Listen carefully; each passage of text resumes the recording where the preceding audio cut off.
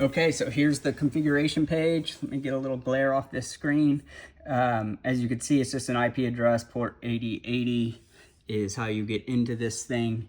It immediately can show you information about your Savant host, the system, the runtime, etc. It can you can control up to 4 zones with this processor. So I can link up to four Bluetooth remote controls to the one single processor.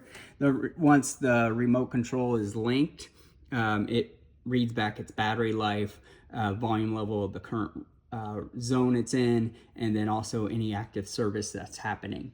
To pair, we just have it set up here so that you can pair the remote control. And then down here is just a live log. So this is exactly what you're doing as you're pressing buttons. Setting this up can't be more simple. You just go into settings. You can load the room names. This directly talks right to the Savant API. So I'm pulling all the room names in there. Once you have the room selected, so in this example, we're using this annex, it's a outbuilding living room, and so that's loaded into the system now. These are all the services that this zone has access to. You just hit load services, it pulls from the API, all active services. The paired remote already is attached, and then here's your button power cycle. Power 1, Apple TV 1. Power 2, Cable Box 1.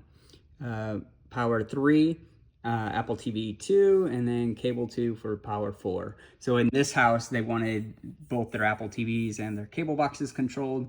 And then button mapping. So here's your remote control. It's time to map these buttons. So we just open the mapping and then we select which box we want to control. So Apple TV, and then you can see all the green buttons are currently mapped to something. So if I want to change the guide button to do something else, I can click guide, and then these are all the available buttons that you can program on this Apple TV.